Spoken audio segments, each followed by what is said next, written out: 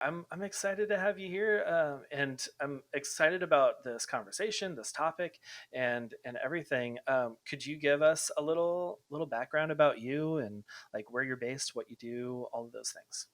Sure. So I am a wedding photographer primarily. My husband just joined me full time about a month and a half ago. So we shoot weddings and we also educate other photographers. And I host a retreat once a year. It's probably my favorite thing I do now. And we also homeschool our kids. We have an 11-year-old daughter and a 3-year-old son. So by homeschool our kids, I mean he just kind of follows along while we do Right. school with her. But yeah, this is a year and a half into my journey of educating other photographers, which has been really fun. I do a lot of one on one coaching as well, and it's been really cool to just kind of help other people along their journeys. And oh, I live in a very small town, Bluefield, West Virginia. I tell people it's a lot like Stars Hollow on Gilmore Girls. If you've seen that, it's just very teeny, Yes. teeny, tiny. But we love it. We get to see a lot of cool places while traveling for weddings, but both of our families live in town. And so we like the small town vibes. Nice. That's awesome. That kind of like Stars Hollow type town is like my dream town. I would have this recurring dream, like literally a dream town. I would have this recurring dream of my childhood of like riding a bike around like that Stars Hollow type Oh, town square with like the gazebo and little uh, courthouse and all that, and just like running through a pile of leaves. And I never lived in a place like that. I don't know what it was, but it just like I kept having this dream, and I was like, one day maybe I'll live there. But who knows? Yeah, and that's cool. We love my wife and I love that area. Up there, like kind of where you are, and like North Carolina ish. Just that the the fall that y'all have, the autumn, and just all of that is just like dream weather and dream location for me. So that's very cool. right. Well, I know it's really hot where you guys are right now. We have family that It live in Dallas, and yeah, it's much, much cooler here right now. Yes, yeah. Usually very hot here in Texas, and then like this week is just it's something going on. Like we're there's like three spots in the world that are gonna be in the like 110 115-degree weather all week, and we happen to be one of them. Oh, good. So yeah, we are staying inside as much as possible, and I'm I sure. am currently recovering from I got into a spat with some poison oak last Oh, week, no. taking my son fishing, and so I got it on my face, and the heat is just really not making it feel great. Oh, So, gosh. but yeah, that's okay. So I want to talk about homeschooling for just a second, because I was homeschooled from Okay. like first grade, or no, I went to first grade. Yeah. Either I started in first grade, or I went to first grade homeschooled from second on. So I grew up in that era of or that area of homeschooling. How did y'all come into homeschooling? Were you also homeschooled, or how'd y'all come to that decision?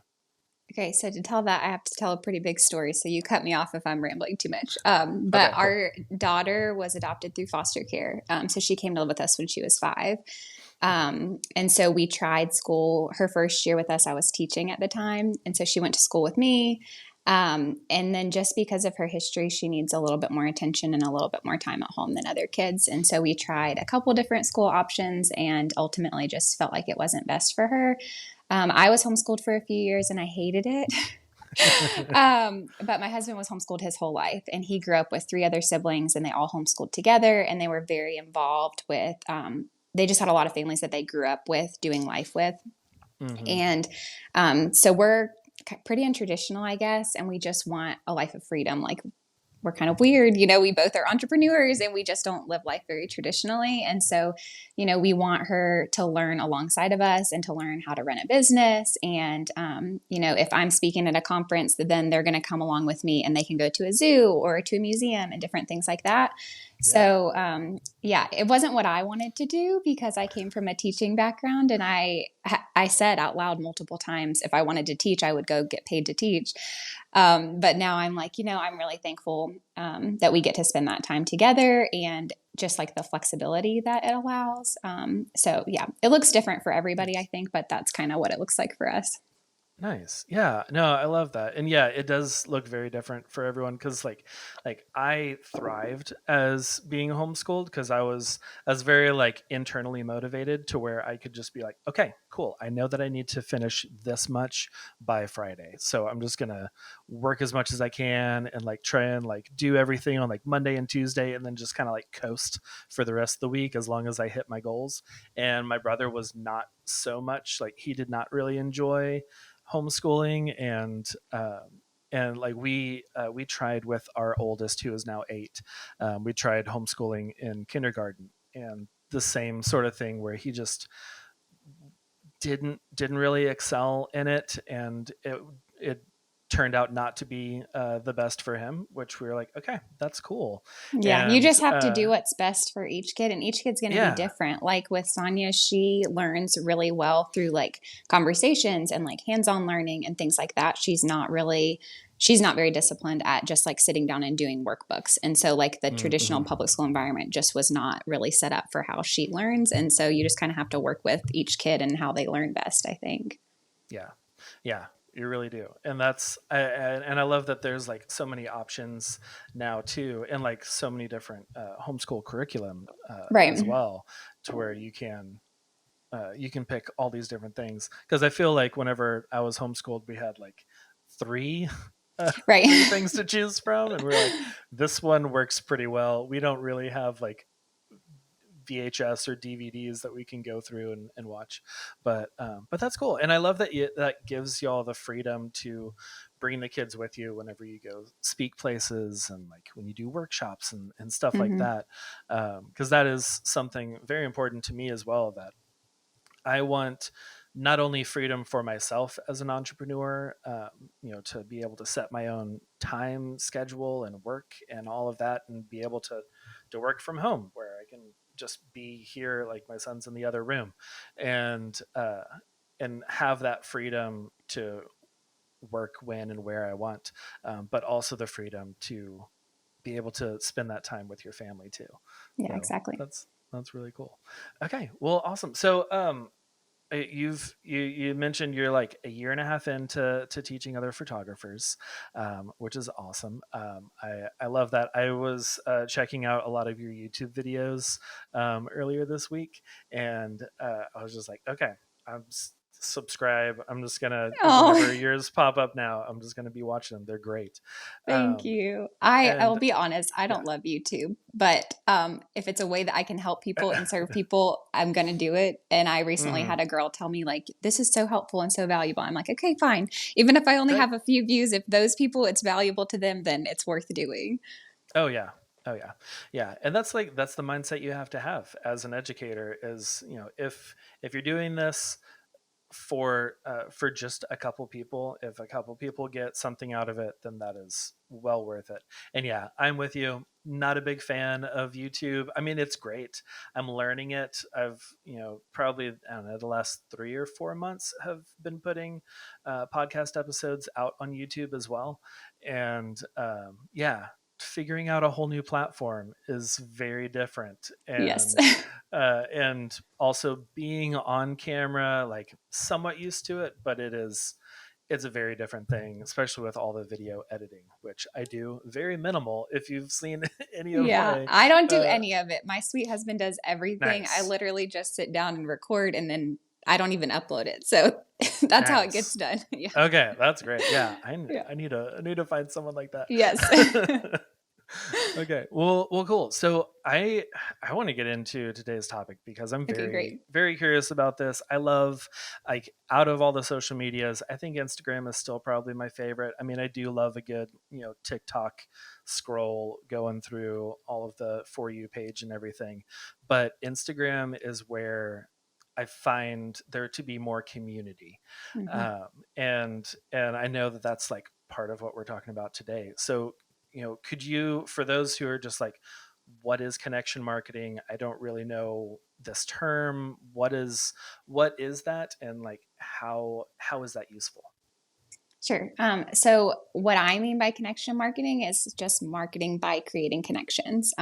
That's how I have built my business. I don't have a marketing degree or a business degree or anything. I just know how to talk to people and know how to connect with people. And so, I think connection marketing is really easy, whether you're just getting started or you're 5 or 10 years in, because people crave community and people crave relationships with other people, especially after the past few years that we had. And I think if you can show up and create connections with other people, so create relationships with other people, that's really going to set you apart in your business. And we were talking about Instagram specifically just because I'm the same way. I love Instagram. TikTok is like I don't use for business, I just do it for fun. Pretty much, But yeah. Instagram is where I get most of my business. Like I was looking through, I'm not really a data person, but I was looking through my list before we got on here. And I don't think I would have booked any of the weddings that I have for next year if it weren't for Instagram. Now, some of those bookings didn't come directly through Instagram, but they came from referrals through planners or through other photographers that I started connecting with on Instagram first. Hmm. So, yeah, just all about creating connections and creating relationships with other people and finding ways to connect with your audience. That was Yeah. a very big I ramble of an answer, but No, I love it. I love rambling answers. okay, great. But because there's always like so many things for me to pick at from all of those. And one of those, like, I love that you mentioned, some of those bookings came from planners and coordinators that you had connected with through Instagram. And like maybe the leads didn't like themselves come through a DM or anything like that, but it did come through connections that you made via Instagram long time ago, and then now has come around through like this that direct channel from the coordinators. So I think that's really great. I am an analytics person. I love the data, I love numbers, and I love looking at like where's everything coming from, how do I like yeah, I don't have a ton of direct from Instagram bookings. Like I get maybe two or three a year, and that may be something like those connections with the planners, where it is around kind of like not a direct lead from Instagram, but like through maybe they found me on Instagram and then checked out my website and filled out the contact form. They were just like, "Oh yeah, I found you on the internet. I don't remember how I got Right. here." But yeah, I love looking at the analytics and just seeing where everything is, and yeah, I think that's really great. So listeners, if you are not doing that, definitely check out your analytics, see where your leads are coming from, and see like where it's important for you to put in some more time to have those coming in. But yeah, I love that idea of making connections on Instagram, because it is social media. You're supposed to be social and not just like jump on, post a photo, and then be like, all right, I hope this goes viral. I hope people like this. Um, Exactly. There are so but many people who spend so much time every single day, like an hour, curating their Instagram posts, and they post oh every yeah, day a post that's beautiful and beautifully worded. And then they're like, well, I'm not getting inquiries through Instagram, or like, I'm not seeing any of the results from this. And that's because it's not really effective. And I think that you can maybe put money at ads and like boost your posts. I don't do any of that. But I think just like throwing your stuff out there is not enough. I think that Instagram was created, like you said, it's a social media platform. So I think hmm, if you use it as what it was created to be, and you actually interact with people and you follow people who could be potential couples, and you engage with other planners and do it in a genuine way, but you actually just build those relationships, then you're going to see so much more come from it than if you're just like throwing up a post every day. yeah, yeah, and just like you said, in the genuine way, and not just like, hey, we should work together, kind of like following all the planners in your city. Do you have like recommendations for people who are like, I haven't made any connections, I'm just pretty much making a portfolio of my work and just putting stuff out there. And I have a few likes and a couple comments every now and then, but like they haven't done this to where they're using the connections, and like making those connections for marketing.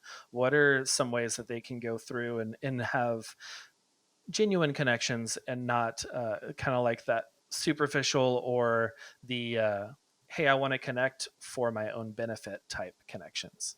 Right. So I think there's two big things that you can do. And the first is look at the content that you are sharing and making sure that you are being like relatable and personable. Because if you're like, you are DMing people and you're like, hey, I'd love to connect. I'd love to get coffee or whatever. And they don't really know who you are. Like there's not a picture of you on your grid. You're never talking on your stories. Then they're like, okay, who is this? And they're not going to be as likely to, I guess, want to connect. Mm-hmm. So look at what you're sharing on your stories. I think people forget about stories and they're like such a valuable tool. And look for ways that you can connect with people through your stories. So I tell people if it's like your first time sharing, to kind of look for some connection points that you know you can consistently share. Like I always share about my coffee, which is like a really generic thing, but I was raised on Gilmore Girls and like that is who I am through and Oh through. yeah. Oh yeah. But things that you can share to connect with your audience, I always share like homeschooling stuff with our kids. Some people are not comfortable sharing with your kids, and that's totally fine. But look for things that you can share in your everyday life. We share like a selfie with our couples at every wedding. We share behind the scenes, showing us working, and just like get on and start talking to your audience, which is really scary, but you can record it over and over if you have to. And the more that you get on and just start talking to people, the easier it gets. So I Mm-hmm. think that's the first part is just use your stories really well and create those connection points, whether it's talking to the camera, sharing about you, different things like that. And then the second, sorry, this is a huge brain dump, but I'm like, there's so many things that you have to do. But the second thing is just like engage with people. And if you're not doing this naturally, then you can set goals for yourself and write down, today I want to comment on 5 different posts or whatever. I try to do this after I do my post in the morning, and I'll just go through and I literally just scroll and comment on things that I like. It's as simple as that. But I think a lot of times you might scroll and you think, wow, that's a beautiful wedding. And then you just keep scrolling. But if you Mm-hmm. take 5 minutes to say, oh, these are gorgeous details, I really love these, like think about how that makes you feel when someone comments on your stuff. And so just look for ways to actually be intentional with having conversations with people. Yes. Yeah. And I like that example that you gave of that comment because it wasn't just a, oh my gosh, so pretty. And then just like on to the next thing. Because, Not you just the get heart those, eyes. yeah, you get those every now and then. You're like, yeah, but did you actually like this? Or you just like, oh, so cool, love this. And then you like check your DMs and they're over there like, hey, we should work together or, Yeah. sell me this thing. Yeah. Um, but yeah, like that is, it's what Instagram is for, is those connections. And Instagram wants you to be on there longer. They want your followers to be on their platform longer. And whenever you're making those connections and going and leaving a comment on someone's photo, that is causing them to go and like check out that comment. And Instagram's going to see that you are using the platform for what it's meant to be. And that algorithm is always learning stuff, always boosting certain things. And I think that's just like a really great habit to get into, where you're not just like posting and ghosting, but you post something and then you go and scroll, and like whenever you do see something that, like you said, where you're just like, oh wow, that's a really pretty wedding, or oh, very cool dress, or something, like you actually write at 3 or 4 words or more of what it is that you liked about this in detail. And that's also going to be like teaching your followers to comment on your stuff too. If they see that you're also on so and so's page and they see that you've commented there, they're going to feel I don't know, like that more connection with you where they're like, oh, hey, yeah, I saw Caitlin over here and she commented this. And then they see years later and they're like, I'm going to leave her a comment because like I've seen her and we're already in that mindset of chatting and leaving comments for each other. So yeah, I think that's really important to have that routine, especially if that is not your routine right now and you do just post and you're like, okay, I hope something happens, or you go through and like double tap and just like double tap all of your vendor friends stuff, like take an extra 13 seconds and write a caption or a comment for them. I think that's it goes beyond because like you said, think about how you feel whenever you get that thoughtful comment from someone. It's just like, you saw me, like you saw what I posted, you saw all of the work that I took putting all of this together and writing this caption and picking the five different photos for this carousel. But yeah, I think comments are very underused on Instagram right now. Yeah, and I think it changes how you feel about the app. Like, I love social media. I Hmm. love Instagram. For me, it feels like I'm getting on and I'm talking to friends, and like I'm always in my DMs talking to other, vendors I've worked with or other potential brides. Like, it just feels fun for me. And we talked about this at the retreat actually. And one of the girls there was like, I hate Instagram. Like, I feel so burnt out. And she was going on massive social media breaks, like a month at a time. And she was like, I just get on and I see everything everyone else is doing. And there's so much noise that I feel like I can't put anything out there that's different from anybody else. And I was like, Mm, okay, first of all, mute everyone that you're comparing yourself to. That's okay. It's not going to yes. hurt their feelings. They're not going to see it. And just start being like proactive with what you share. And recently she's gotten several bookings from there. And she was like, I love sharing on there because I'm actually using it what it's supposed to be used for. So I think if you stop just getting on and scrolling and comparing yourself, but you use it the opposite way, it just like really changes how you feel about it. Yes. Yeah, and that is so easy to get on there and compare yourself because a lot of times we do follow people that we're inspired by Right. and other, people that are just like, "Oh, wow, they had this wedding in Paris. Like that's so cool. Let me follow them. This is going to be so great. I've always wanted to shoot in Paris." And then you see that they're going back again in like 3 months. You're like, well, why am I not going? Like Right. and you start comparing yourself, and it's very easy to get into that comparison trap. And yeah, like you said, sometimes you just need to mute them, or just put them on pause for a little bit, Mm-hmm. uh, to where if you're finding yourself always comparing yourself with certain accounts, then like there are some people that I have on mute, there are some people that I just had to unfollow because I was like, it's they do amazing work, it's great, but like for me it wasn't healthy. Right. And nothing against them, nothing that they were doing, it was just for me, taking in what they were putting out was not healthy for me. Right. And yeah, I think that's great. What I have a little trick for like interacting with some of my vendor friends and like people that I enjoy working with and like want to stay top of mind with, and all of that is because like whenever you can save posts on Instagram, Yeah. which Instagram loves whenever you save posts, and you can like make little different folders. And I have a friender folder that I Mm-hmm. just save from different vendors, so I will just go through and then I can see all of their little bubbles of if they have stories, and it's super easy to just click on each of those and just go through their stories and leave some sort of interaction of a comment or something on like their latest posts, or whatever, to like keep that connection and keep um, that conversation going to where maybe we haven't worked a wedding together in 9 months, but they're like, oh yeah, John, yeah, he's still relevant. We're still around, and yeah, it's an easy way for me to where because I follow so many different people between uh, couples and clients and like inspirational people and other vendors that I worked with once 13 years ago. Right. And just scrolling through the feed, it is nonstop everything, and there's no way you're going to see everyone. So having that little segmented area saved away is really helpful for me. But yeah, I just wanted to share that for any of the Yeah, that's a listeners. I great was like, intentional way to do it. yeah, yeah, because it can be overwhelming to just be like, I don't know how I'm going to keep up with everyone. But yeah, saving some is always a good way. It Um, also, on just a side note with that, yeah. this is not something that's just going to help overnight. You have to continually be creating relationships with people.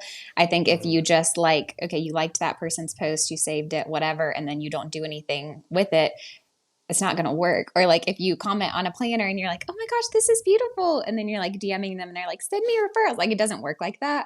Right. Sometimes it takes years to create those genuine relationships. We had a wedding that we booked this year through a planner that I started connecting with 3 years ago at least, just because I thought her kid was hilarious. And so I just started like commenting on her stories because her kid was really funny, whatever. And then it felt like we were friends. And so then she referred me when the time was right and when it was like an ideal couple. But it took like 3 years of creating that connection. So it's not going to just happen overnight.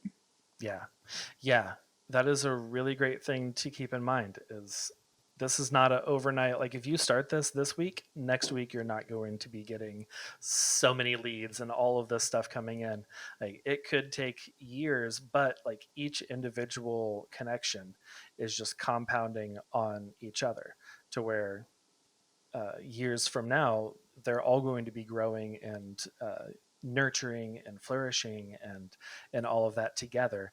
And yeah, I think that's very very good to keep in mind. So for those who like maybe don't have a lot of engagement and feel like, okay, Caitlin, that sounds cool. I'll go and I'll leave comments on other people's, but I am not getting anything whenever I post. Do you have any tips for them, like how to maybe boost some engagement on their own posts and stories and all of that? I don't know if you're going to like my answer because you're an analytics guy, but I would say stop looking at your analytics, stop looking at how many likes you get on your posts for a while, and just think about who you're creating content for. So, like, it doesn't matter if your reel goes viral, if all of the people who are following you because of that reel are like spam accounts or they're people who are not your ideal clients at all because it was just like a funny reel. That's not Right. actually growing your business. Like, I don't have a huge following on Instagram, but I've made a lot of money through those relationships that I've built there. And so I think we can get so caught up in how many likes does this have or how many people followed me today. But what matters is if you are actually booking clients through there. And so I think Mm, stop worrying about like which post is going to get the most views or which reel is going to go viral, but look at who am I creating content for. So like if you are a wedding photographer. Some things that I share are obviously photos of our couples, but I would also share like a venue highlight and collaborate with the venue or tag the venue. Look for other vendors that you can showcase. That's also going to help your engagement because they're going to be resharing those. So, like if you share a venue highlight and you tag the venue and tag the florist and all of that, and like showcase the venue so that they want to share it, that can help just get you in front of other people's audiences. And think about like, who am I serving? Am I serving couples who need advice right now because they're wedding planning? Well, here are some posts that I can put out there that are giving value to my audience. So think about what you can do that's providing value, or entertaining, but entertaining for your client. I think that there were a lot of photographers for a while who it was like there were these funny reels about like education, like editing and like things like that. And people were like hmm. sharing them because other people were, but like that wasn't reaching their target audience at all. So just look at like who your audience is and how you can add value to them. Yes. Yeah, I saw a ton of photographers get into that, especially whenever Reels really blew up, like, a year or two ago. And and everyone was doing that, like kind of going into where they're speaking to other photographers about like, your SD cards and talking about backing up on hard drives and stuff like that. It's like a lot of your target client, the people that are going to be giving you money through Instagram, that's not content for them. Like, it is Right. fun for, your other photographer friends that are, that you have connections with on Instagram, but yeah, you're not making it for your target client. And yeah, I think that's something that's really important to keep in mind is, who is your target client, and post for them, and make those connections with them on Instagram, instead of kind of falling into that, like, hey, we're just a bunch of photographers hanging out over here making stuff for each other. And even like the photos that you post, sometimes I would find myself posting a photo because I'm like, I know that this other photographer is really going to like this photo because of the way that I use the lighting in this or whatever. Or like, I've got like this Rembrandt light coming in from the window, and I know that so and so is really going to like this, so I post it and just like wait for their little comment to pop up, and not thinking of like, is this something that my target client, like the bride or groom, or whoever is looking for a wedding photographer, are they going to find this useful? Are they going to read the caption and be like, oh yeah, that was really great, I want to interact, I want to follow him, or whatever. So Exactly. yeah. I also have started, I think I mentioned it, but collaborative posts. I didn't know this was a thing until like 6 months ago. Same. But Yeah, when that was you, new for me too. it's incredible because if Yeah. you, so if I've started doing it for sneak peeks. So when I post the sneak peeks for the couple the day after the wedding, I collaborate with the couple. It made me think of it because I choose a photo intentionally that I think they would want to be shared as their like first post just married. And so like typically Hmm. the caption is like Mr. and Mrs. with their new name, because when you collaborate, it shows up on their feed as if they posted and on your feed as if you posted. Maybe everybody knows this, but I didn't know until that long ago. And that really helps your engagement because then all of their friends are seeing it and commenting it and following you. You can even take it a step further and follow some of those people that you met at the wedding if you want to. But you can do the same thing for planners or for venues. And not they're not going to accept every time if it doesn't look right in their feed, but just hitting that little tag and then collaborate button has been really helpful for engagement. Yes. Yeah. Yeah. And thank you for adding that in the end, because I was going to ask, how do you do that? Just for everyone. But yeah, and under like where you would normally tag people, it has little like invite collaborator or Right. something.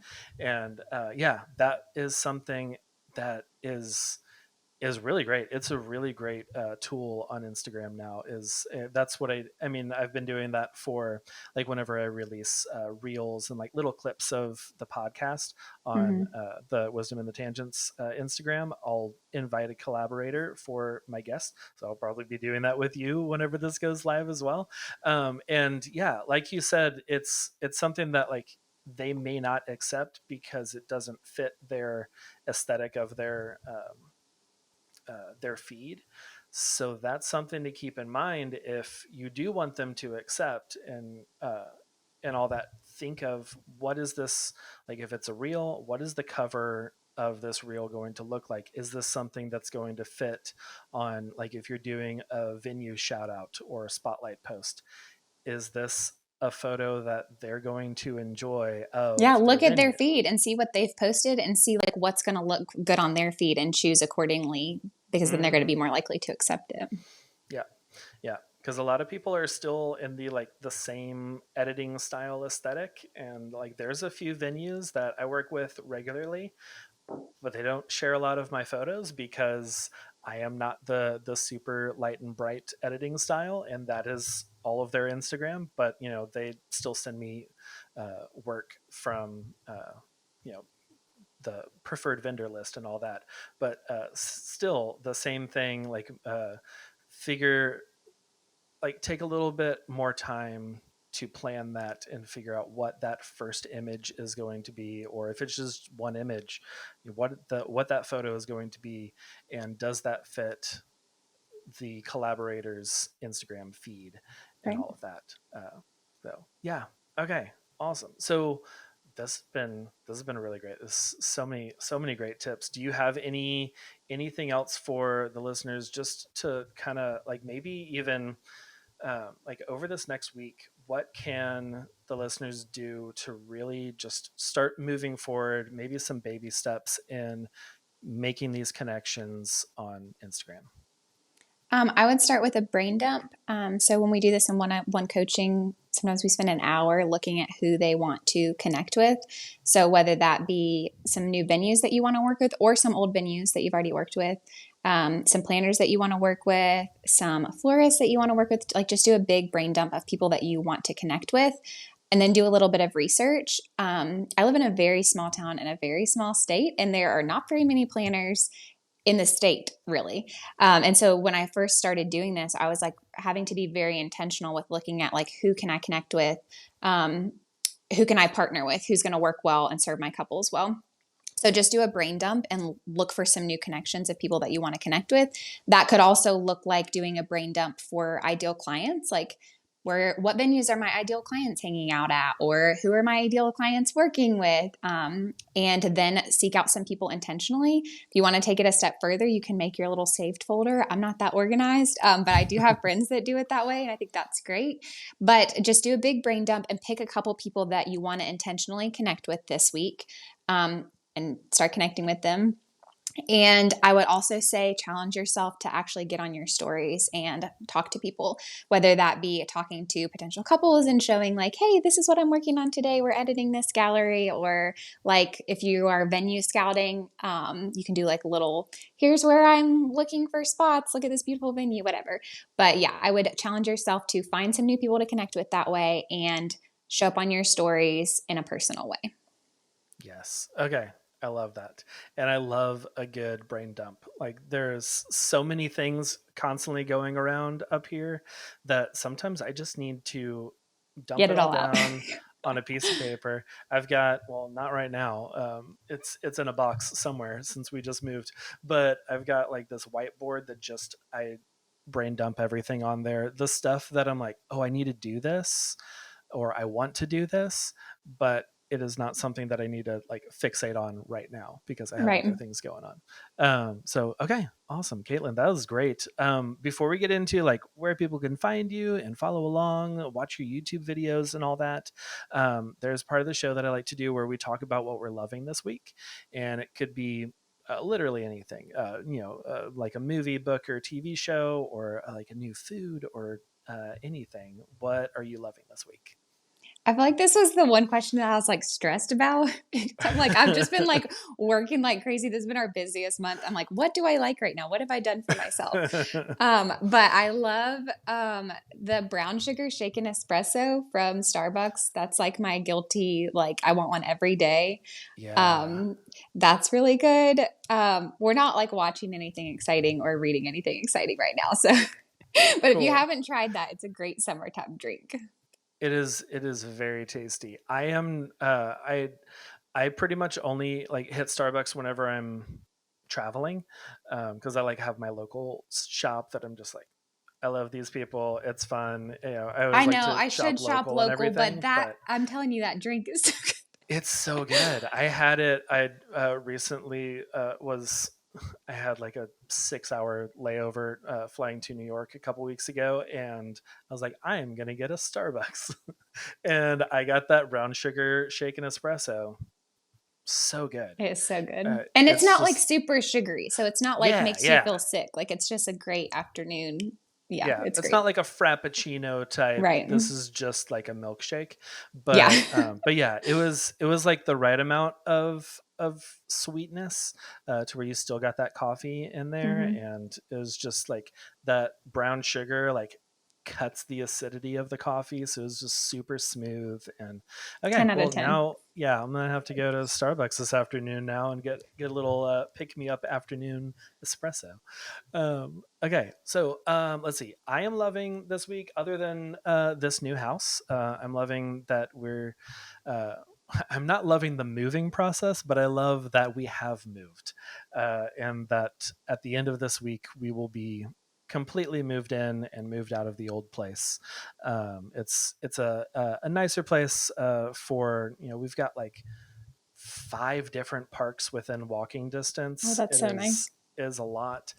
So it's very good. We already, like, as we moved in, um, there were kids across the street that like welcomed our kids over to draw Oh, with some sidewalk chalk, and we were like, all right, cool, this is going to be good. We got kids in the neighborhood, our kids are going to have friends. So I'm loving this new chapter in a new house. And yeah, it's I think that's it. I am also in a very like, this has been a super busy month, and with moving and illnesses and stuff from daycare and whatnot. Uh, there's been a lot of just like hectic life the last month. So I'm like, well, yeah, moving with kids is like a full-time job. it's seriously, yeah, it really is. Because especially like our youngest is 2.5, Oh so gosh. she is just constantly getting into things. Like yesterday, we were Yeah. packing up some stuff, and she just had the cap to our super glue, and we were like, Oh, "Where is the super glue? What oh do you gosh. do? You have it on your body right now? Did you put it anywhere?" And luckily, she had just like taken it off, and it fell on the floor. It didn't spill anywhere, but we were just Oh, like, that's good. yeah, it was, crisis mode for about a minute and a half until we found it. Oh But gosh. yeah. Okay. So Caitlin, where can people find you? Where can they follow along? Where can they connect with you on Instagram and all the places? Yeah, Instagram's where I'm at. It's just Katelyn Workman Photography. And also, I have a free Instagram challenge. I'll send you the link. You can put the link in the show notes, right? I'm Yeah, like yeah. really not techie. Yeah, no, um, I will put it in the show notes for sure. okay, great. Well, I'll put that link for you guys. It's just an Instagram challenge, and it shares. It has like a 30-day challenge, and it shares like just some ways that you can connect with people if you're not used to just showing up on your story. So that might be helpful just for more of a deep dive than what we talked about today. Yeah. Oh, and you can Okay. find me on YouTube. We can put that link too, right? Yes, yes. Yeah, I share weekly educational videos on YouTube, so you guys can get free education there too. Awesome. Yeah, I will have links to all those places in the show notes, and I'm excited about that free challenge too. I'm always, I feel like after every like super busy season, whenever I have a really busy month, I'm like, I need a challenge to like get back into Instagram and social media. Like I have challenged myself this fun story. Last week, I challenged myself to show up in my stories like every day, because for the longest time it was just chaos and like Right. boxes and things, and everything was loud, and I was like, I don't feel like showing up right now. And then I told everyone, hey, I'm gonna be here, you're gonna see my face some more. And then poison oak happened, and my Oh face no. swelled up, and I was like, I'm not getting on right now. I Oh. look like Sloth from the Goonies. It was pretty bad. Yeah, I So tell people to show now, up yeah, authentically, but maybe not with yeah, poison ivy all over your maybe face. maybe not that authentically. Yeah. So yeah, I love a good challenge. It's always something that's kind of like gets you going and back into, because even if maybe you were really great at showing up on Instagram at one point and now not so much, a good challenge is a great way to really get you back into the routine of showing up and posting and engaging. So yeah, I'll be joining that challenge as well. Yay. uh, but yeah, well, Caitlin, thank you so much for being on the show. I really enjoyed chatting today. Yeah, thanks for having me.